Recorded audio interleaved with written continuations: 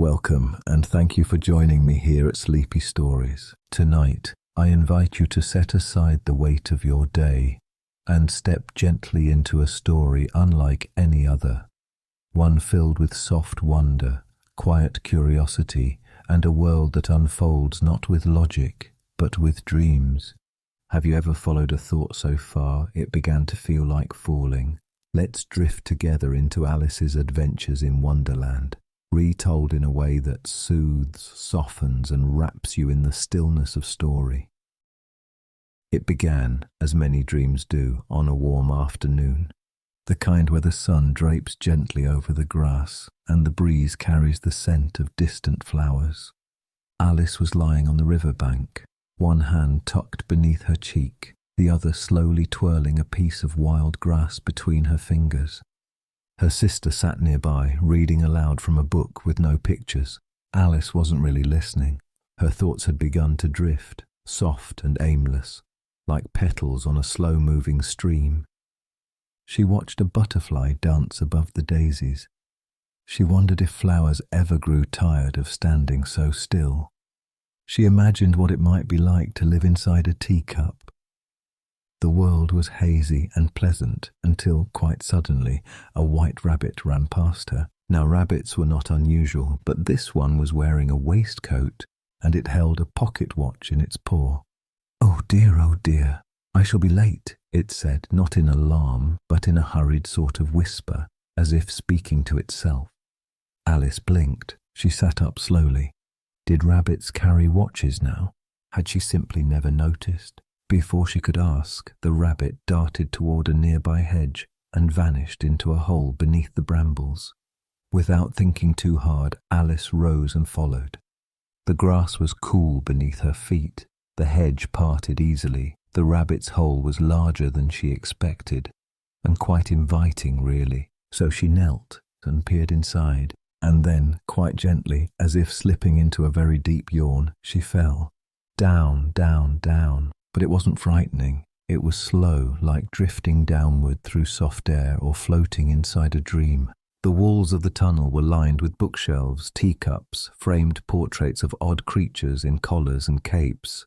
A jar labelled orange marmalade drifted by. She reached for it, but it was empty. Still, it felt polite to set it on a passing shelf.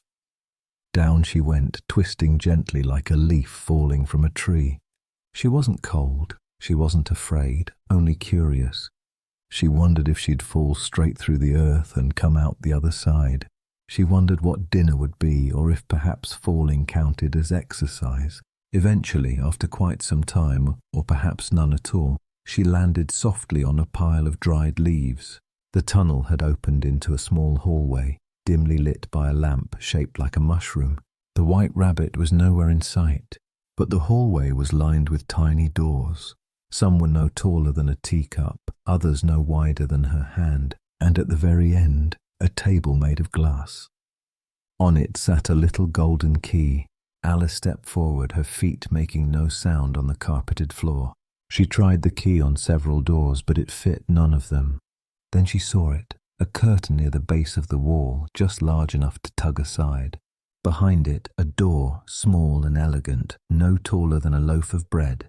She tried the key. It turned, and beyond the door, through a window no larger than her palm, she saw a garden, lush and colourful, flowers swaying gently, a fountain bubbling quietly, and it looked peaceful and kind. She very much wanted to go there, but she was far too large, so she sat on the floor cross-legged and thoughtful, and just beside her appeared a small bottle.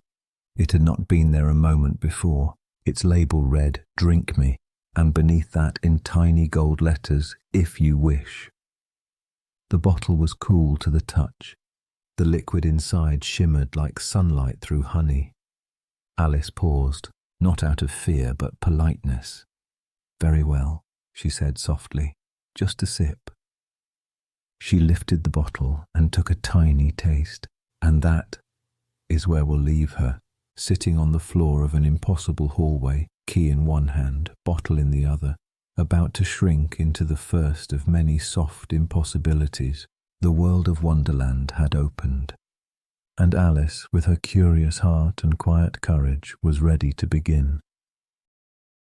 The moment Alice took a sip from the small, shimmering bottle, the world around her began to shift, not with dizziness or noise, but with the gentle sensation of growing smaller, like a breath being drawn inward. She looked down and saw her shoe slowly inching closer to the floor. Her hands, once resting on her knees, now looked slightly too large for her, and the glass table beside her, just moments ago elbow high, now towered like a tall kitchen counter. Alice smiled softly. "Well," she murmured, "that worked rather nicely."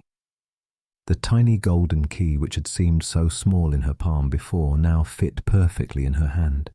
She walked, or rather tiptoed, across the soft floor and unlocked the small door behind the curtain. It opened with a quiet click, and there it was again, the garden, lush, colourful, and dappled with golden light.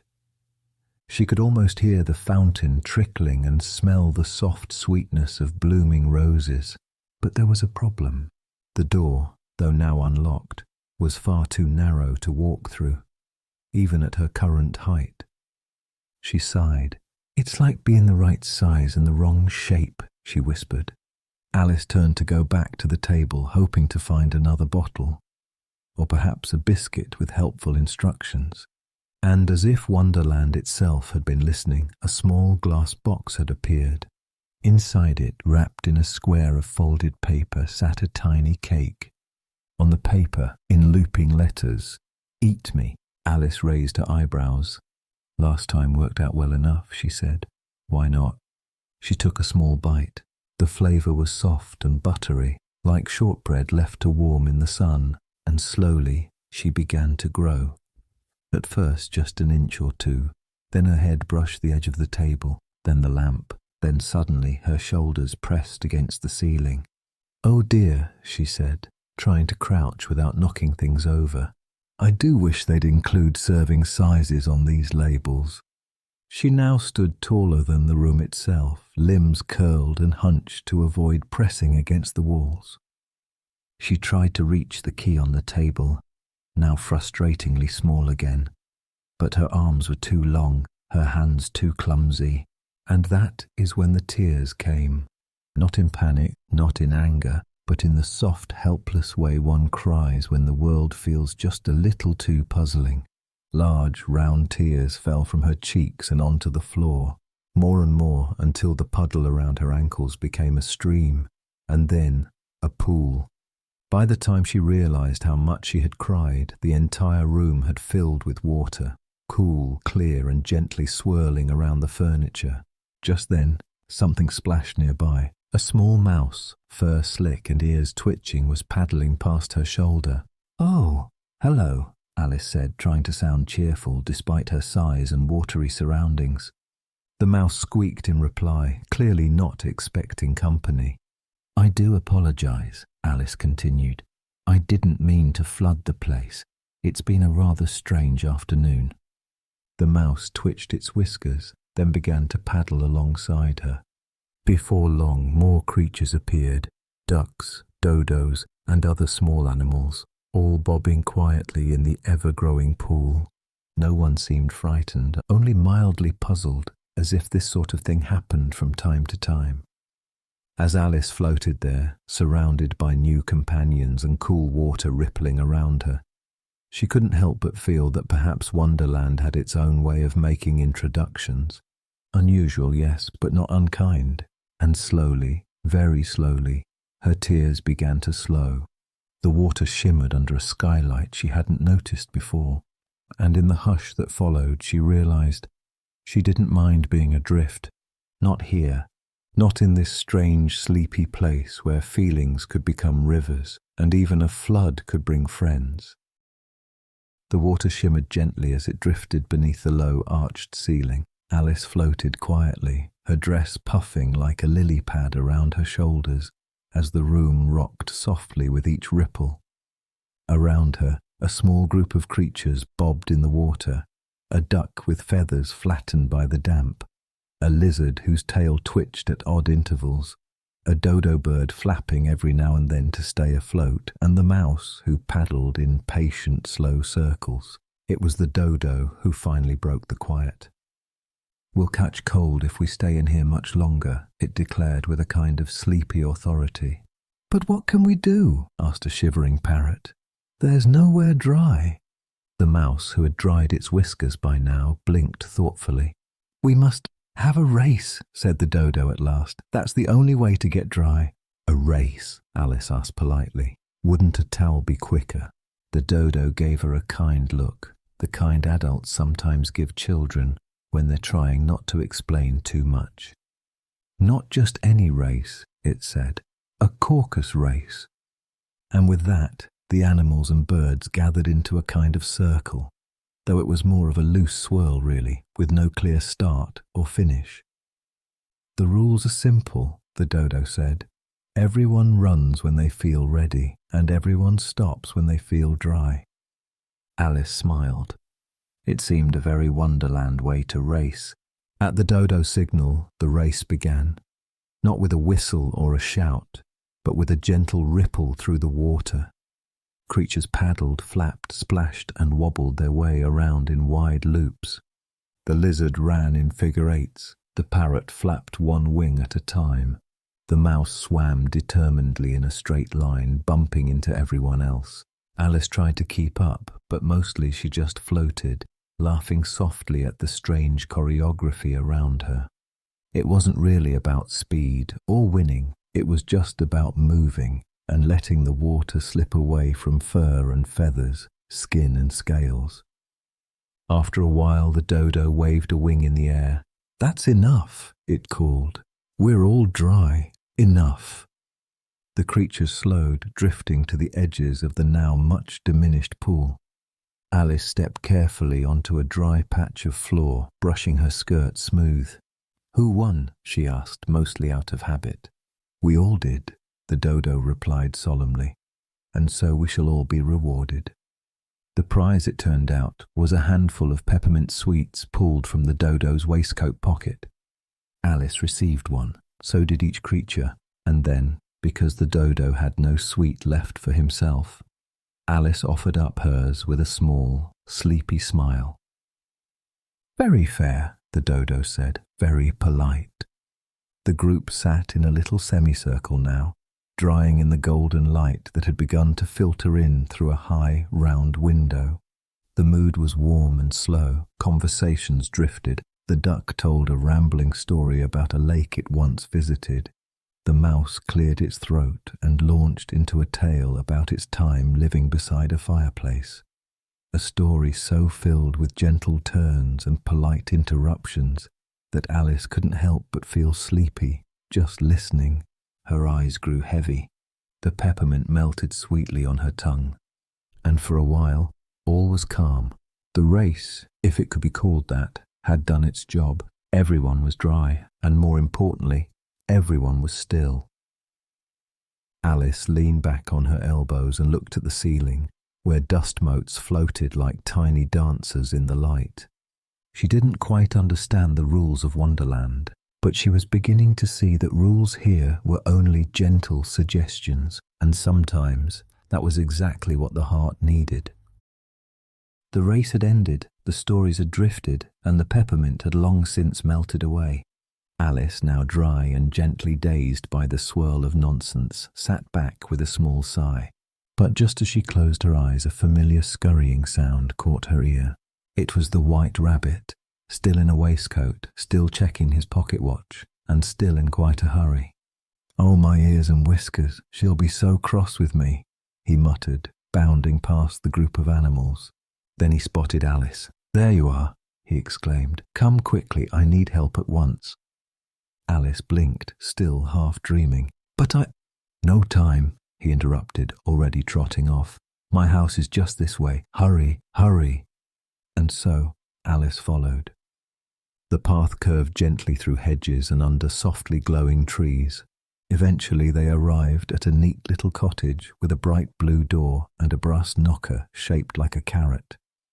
"Wait here," said the rabbit, and he vanished inside. Alice waited on the garden path, looking around. The garden was lined with oversized daisies, their petals nodding politely as a breeze passed by. A bee buzzed by wearing a tiny scarf. It was all so gently odd. Moments later, the rabbit returned, flustered. "I've left my gloves inside. Be a dear and fetch them, would you?"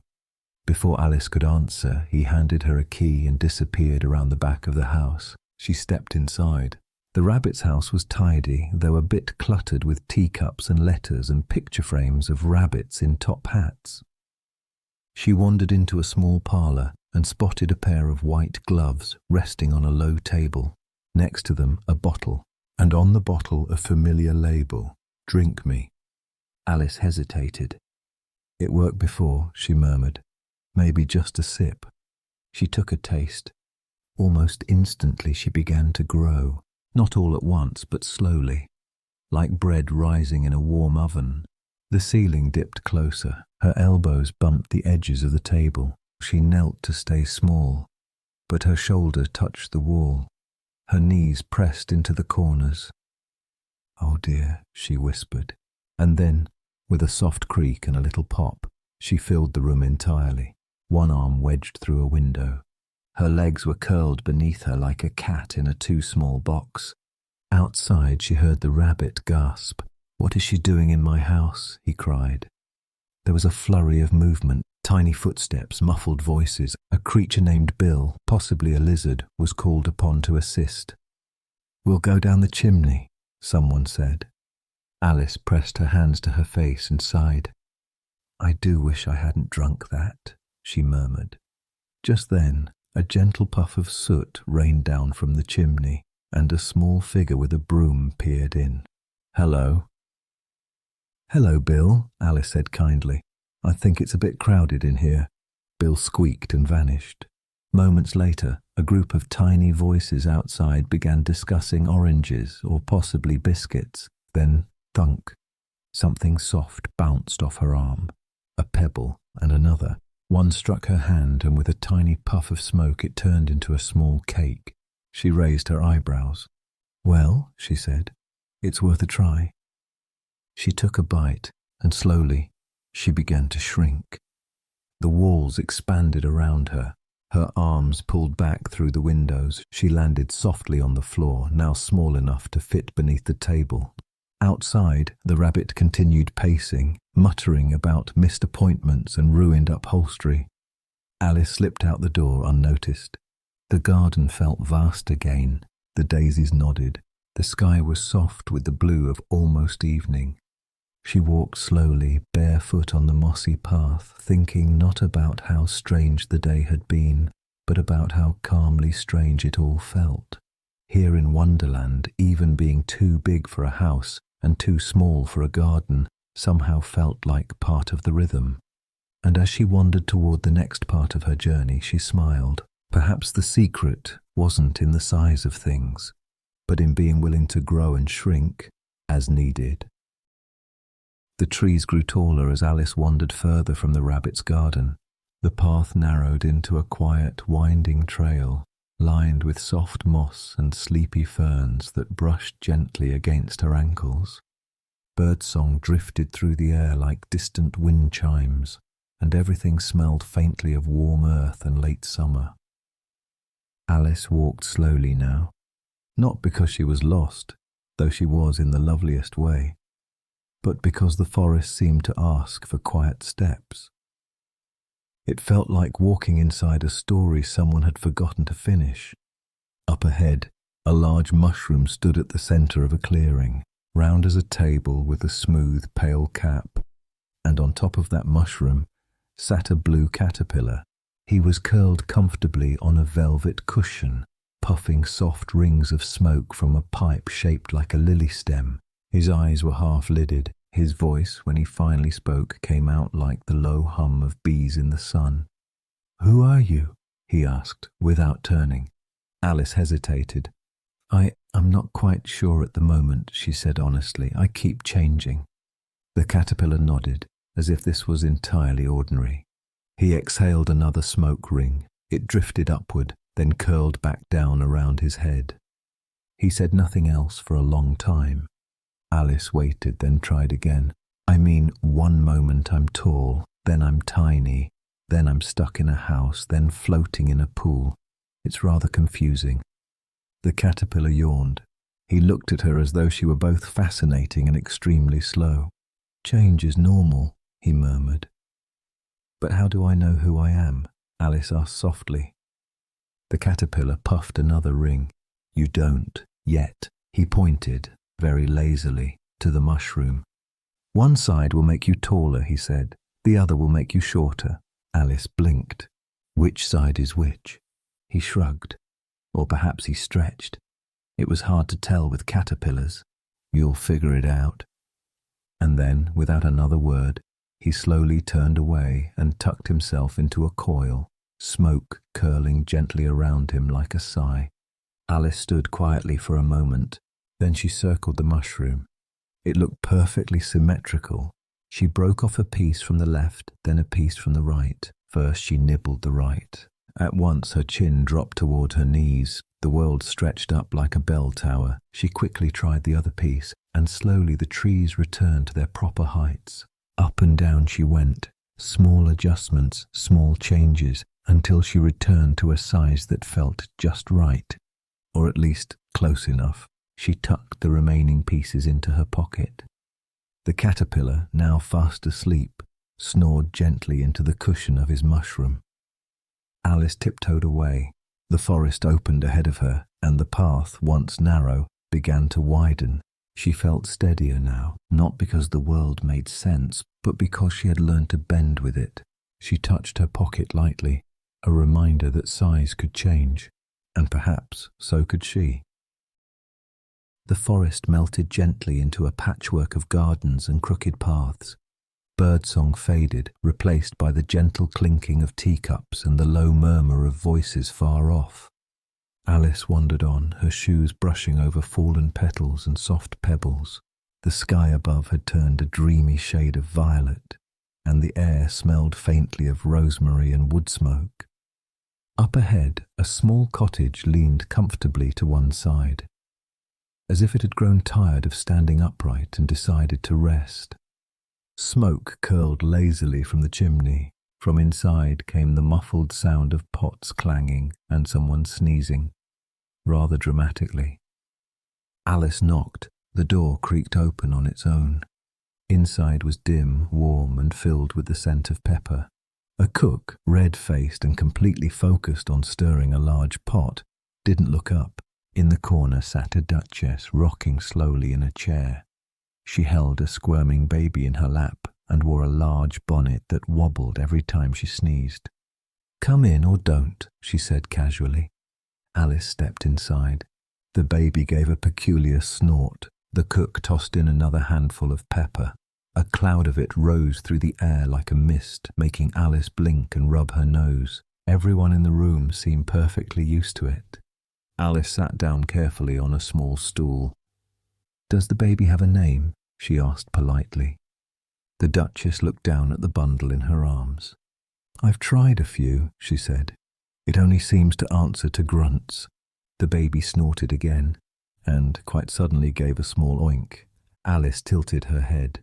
"Did it just—" "Yes," the Duchess replied calmly. "It does that." There was a loud bang as the cook dropped a ladle. The baby squealed, kicked its feet, and wiggled with such intensity that the Duchess handed it, without much ceremony, to Alice. "There," she said. "You take it. I need a nap." Alice blinked, caught the baby, and held it at arm's length. It sneezed once, then wriggled again. Alice looked down, and slowly, unmistakably, the baby's nose lengthened. Its ears flopped. Its soft crying turned into a gentle snuffle. It wasn't alarming, only unexpected. Within a few more breaths, the baby had become a small piglet, warm and content in her arms. Alice smiled softly. "Well," she said, "you seem more comfortable this way." She carried the piglet outside. The cottage door closed quietly behind her. A breeze moved through the garden, and somewhere in the distance a bird cooed low and sweet. Alice set the piglet down gently in a patch of clover. It gave her a grateful little glance and trotted off, tail wiggling like a ribbon. Just then, a slow, wide grin appeared in the branches of a nearby tree. It was a mouth first, then eyes, then the soft outline of a cat lounging across a branch like a shadow with whiskers. "Lovely weather for transformations," said the Cheshire Cat. Alice tilted her head. "I suppose so," she said, "though I hadn't expected so many." The cat's eyes sparkled. "Here, things become what they need to be," it purred, "even if that means becoming something else entirely." Alice sat on the grass beneath the tree. The cat flicked its tail. "Where are you going next?" it asked. "I'm not quite sure," Alice replied. "Perfect," said the cat, fading slowly until only the smile remained. "Then you're exactly where you need to be." And with that, it vanished. Alice sat quietly for a moment, watching the clover sway.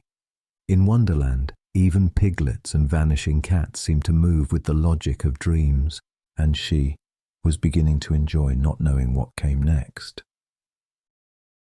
The path beyond the Duchess's cottage curved through a field of tall grass that shimmered like silver in the afternoon light. Alice followed it quietly, her footsteps muffled by soft earth, her thoughts wandering just as gently. The wind had a musical hum to it now, as though it carried a secret melody, the kind you almost remember from a dream. And then around a bend she saw it, a long table, much too large for the tiny clearing it sat in. It was set beneath a tree with low twisted branches, their leaves whispering above like lace. At the table sat 3 figures, a hare with twitching ears, a hatter in a rather oversized top hat, and a dormouse asleep between them, nestled into a teacup. "More tea?" the hatter asked the hare, who blinked and nodded despite having no cup nearby. Alice stepped closer. "There's plenty of room," she said politely. The hatter and the March hare both looked at her with wide eyes, not surprised exactly, but as if they'd been expecting someone, though perhaps not her. "There's no room," the hare muttered. "None at all," echoed the hatter. Alice glanced down the table, where dozens of empty chairs sat quietly in the shade. She raised her eyebrows, then chose one and sat anyway. "Tea?" the hatter asked again, already pouring. The tea was warm and lightly floral, with a touch of lemon that lingered in the steam. "Why is a raven like a writing desk?" the hatter asked suddenly. Alice blinked. "I don't know. Why?" "Ah," the hatter smiled. "Neither do I."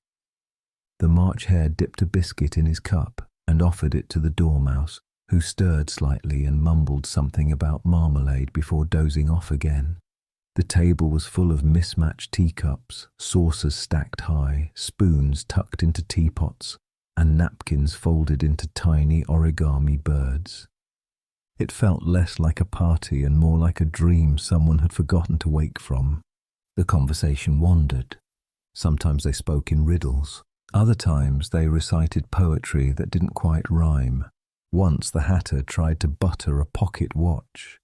And through it all, Alice simply listened, sipping tea, watching the shadows shift across the tablecloth. There was no logic, no urgency, only a kind of cosy nonsense that was, in a way, very peaceful. At one point, the dormouse sat up and began a story about 3 sisters who lived in a well and drew nothing but treacle. "What did they eat?" Alice asked. "Treacle," said the dormouse, already nodding off. "And what did they draw with?" "Treacle," the March hare offered. Alice smiled. The story didn't need to make sense, and it only needed to be shared. After a time, or perhaps after no time at all, Alice rose from her chair. "Thank you for the tea," she said. The hatter tipped his hat. The hare offered her a sugar cube. The dormouse snored, and Alice walked on. The trees opened again, sunlight slipping between their branches like warm threads of gold. Her heart felt lighter, not because she understood the tea party, but because she had stopped trying to make it into something it wasn't. It had simply been what it was, and sometimes that was enough. The winding path led Alice from the sleepy tea table into a bright and blooming garden. The trees parted like a curtain, revealing rows of rose bushes in full bloom, red and white and shades in between, as if they hadn't made up their minds. Everything smelled faintly of sugar and sun-warmed petals, and above it all, the air shimmered with the soft hum of bees and the delicate rustle of painted playing cards. Yes, playing cards. Alice blinked as a pair of them marched past, paintbrushes in hand, carefully dabbing red paint onto white roses. She tilted her head. "Why are you painting the roses?" she asked gently. One card, the two of spades, she thought, glanced over his shoulder. "They were planted white by mistake," he whispered. "The Queen prefers red." Alice watched as more cards scurried by, carefully painting, smoothing and dusting petals as if the flowers might notice. In the distance, music began to play, soft drums and the gentle shuffle of footsteps, then a hush, and then trumpets. The Queen had arrived. She moved with purpose, her gown sweeping the garden path behind her like a crimson wave.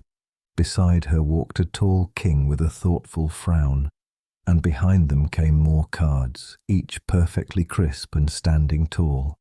Alice stood quietly, hands folded. The Queen's gaze landed on her. "And who are you?" she asked, voice sharp but not unkind. "Alice," she replied with a polite nod, "just passing through." The Queen narrowed her eyes. "Have you seen any white roses?"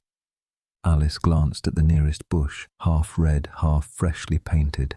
"Only beautiful ones," she said softly. The Queen blinked, then turned with a flick of her sleeve. "Very well, let the games begin." The garden turned into a croquet ground, not all at once, but as if the hedges had been waiting for the cue.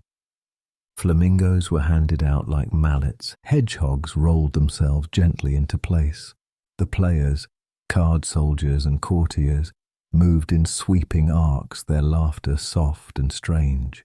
Alice watched, then joined. Her flamingo was rather sleepy and not terribly helpful, but she didn't mind. She wasn't playing to win, she was playing to move, to walk among roses and laughter, and the dizzy joy of a garden turned upside down. From time to time the Queen would call, "Off with their heads," but no one seemed to lose theirs. The King would quietly tap her arm and whisper something, and the accused would simply wander off, humming. Alice smiled. It was all very dramatic, and not at all dangerous. Eventually the sun began to lower in the sky. The Queen yawned, quite extravagantly, and declared the game paused for refreshments. Alice wandered to the edge of the garden where a fountain burbled gently. The air smelled of fresh grass and strawberries. She leaned on the stone edge and looked into the water, watching her reflection ripple and settle. In Wonderland, it seemed, things could be both absurd and beautiful, even queens, even games, even painted roses. She let her eyes drift closed, the sound of water lulling her like a lullaby made of leaves. The garden faded into gentle hills, soft with sea breeze and pale golden light. Alice wandered toward the shore, where the sound of waves whispered like distant lullabies. The Queen, in a rare moment of calm, had waved her hand and instructed a griffin to take Alice to hear the story of the mock turtle. Every child should hear it once, she had said, as if it were both a rule and a gift. The griffin, large and leathery winged, with a deep musical voice, walked beside Alice now, humming occasionally to himself. He didn't speak much, but his presence was warm, like walking beside a fireplace with feathers. They reached a cliff's edge, where sea foam misted the rocks and the sky stretched wide and sleepy above.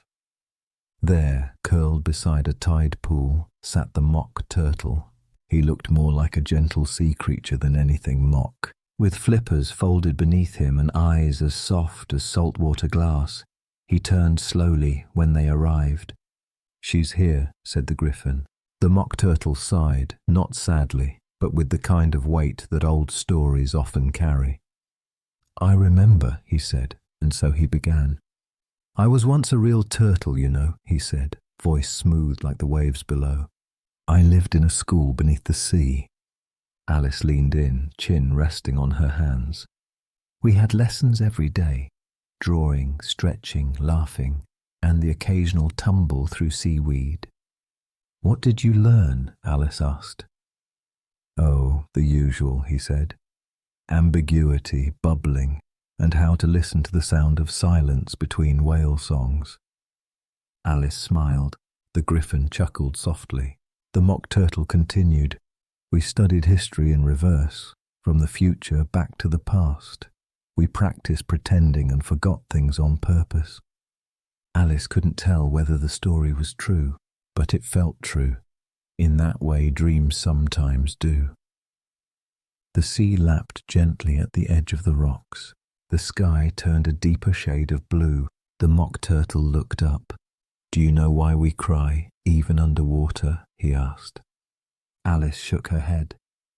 Because some feelings don't care about where you are, he whispered. Then he closed his eyes and breathed in the salty air. We cried when the music stopped, when the jellyfish left for the moon, when the starfish forgot our names.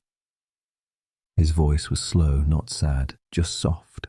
And so, he said, I came here, where the cliffs hum and the sky remembers. The griffin nodded, as if he too remembered. Alice sat quietly, letting the sound of waves and words mix together like lullabies. Not all stories needed beginnings or endings. Some were simply meant to be heard, and this one, this gentle tale of a turtle who dreamed beneath the sea, would stay with her like sea foam clinging to her shoes. The mock turtle stretched his flippers toward the sky, as if reaching for a thought he'd left behind. Beside him, the griffin cleared his throat and stood a little taller. There's one more thing we must show her, he said with a nod toward Alice. The mock turtle blinked slowly. Oh yes, he said, the dance. Alice tilted her head. Dance? The lobster quadrille, the griffin replied. A sort of ocean waltz, very graceful, very slow. The tide rolled in and out like a breath, and the sky above shifted from soft gold to pale lavender. The mock turtle and the griffin stepped forward, flippers and claws moving in dreamy coordination. They began to dance, not with music exactly, but with rhythm, the rhythm of waves, of sea breeze, of long-ago memories that hummed in the bones.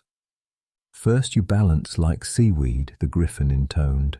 Then you twirl like a snail, added the mock turtle. Next, you take 2 steps sideways, said the griffin. And bow to a crab, the turtle said, turning in place. They moved in slow circles, their shadows stretching long across the sand. Alice smiled and clapped softly, caught in the lull of their movements. Now throw the lobsters far out to sea, the griffin called. They enjoy that part, the turtle whispered. The imaginary lobsters arced gracefully into the fading light, and then a pause. The 2 dancers stood still, eyes on the horizon, as if waiting for the applause of the tide. The wind stirred the hem of Alice's dress. The sea shimmered. That, said the mock turtle, was the lobster quadrille. Alice bowed politely. It was lovely, she said. And it was, not because it was perfect, but because it was done with care. They sat again near the edge of the cliff, the waves below like a soft drumbeat. Would you like to dance? The griffin asked. Alice hesitated, then nodded. She stood, took a step, and copied the motions, slow, twirling sideways, bowing. It didn't matter that there were no real lobsters. It didn't matter that the music lived only in their heads. She felt the rhythm, the gentle sway, the joy of moving for no reason at all. The mock turtle watched with a faint smile, and for a moment everything was quiet, even the sea, even the wind. Just 3 beings on a cliff above a sleeping ocean, dancing to the memory of something too beautiful to forget. From the cliffs above the sea, Alice followed a winding path that led her gently back toward the garden, though now it felt different. The colours were softer, as if evening had painted them in dusk. As she walked, the quiet gave way to the gentle murmur of voices, and soon she found herself entering a large courtyard lined with checkerboard tiles and rows of seats carved from hedges. At the centre sat the King and Queen of Hearts. A table stood before them, and behind it, a jury box filled with curious creatures, hedgehogs, lizards, and sleepy dormice with notepads. In the middle of the courtyard stood a tray of tarts, perfectly round, perfectly arranged, or nearly perfect. One tart was missing.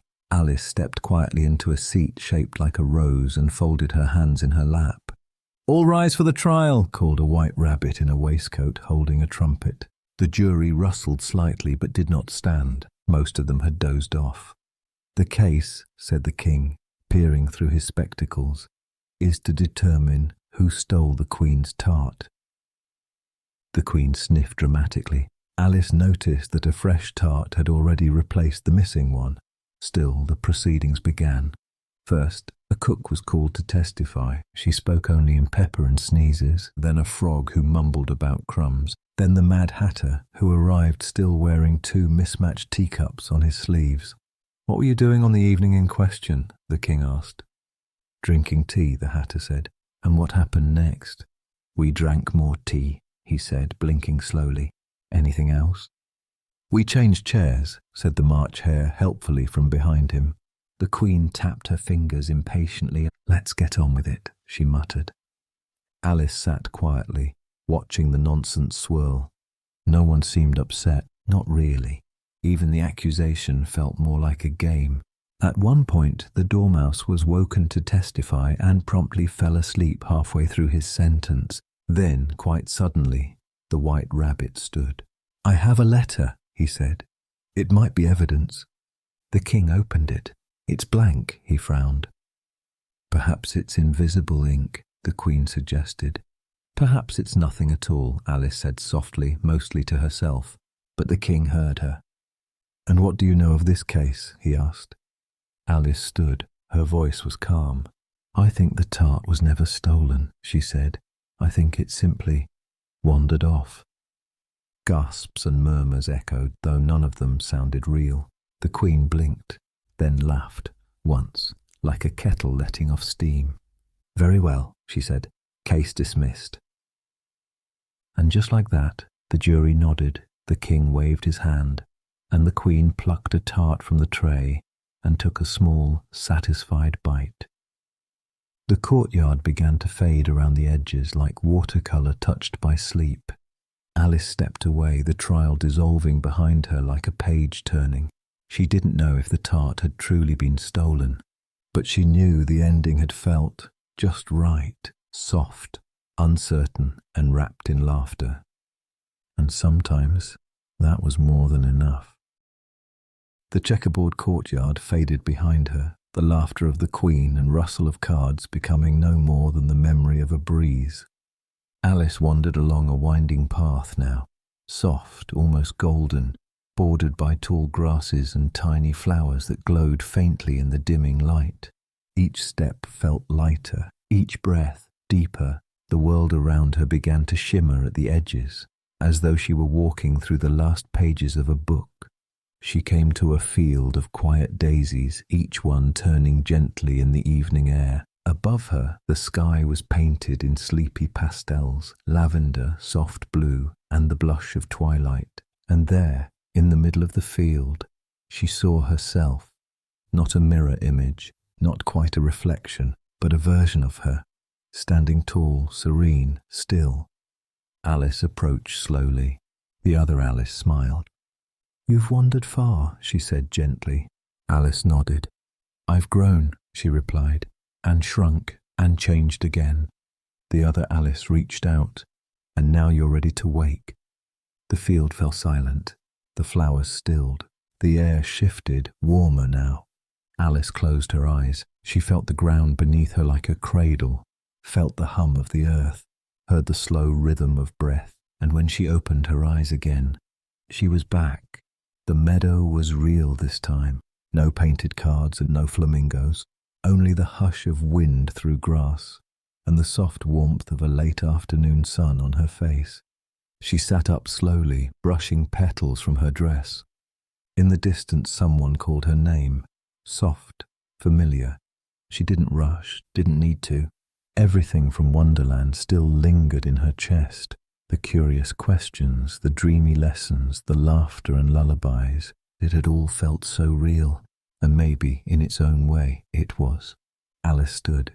She took one last look at the quiet meadow, then walked toward the voice, toward home, toward now. But part of her, the quiet part, carried Wonderland gently behind her eyes, like a dream you choose to remember, not because it made sense, but because it made you feel a little more awake, a little more yourself. And so, with one last glance at the wide sky above, Alice stepped softly into the present, with heart full of wonder and mind full of rest. This has been Sleepy Stories. May this timeless tale carry you into dreams filled with curiosity, comfort, and deep, peaceful sleep. Good night.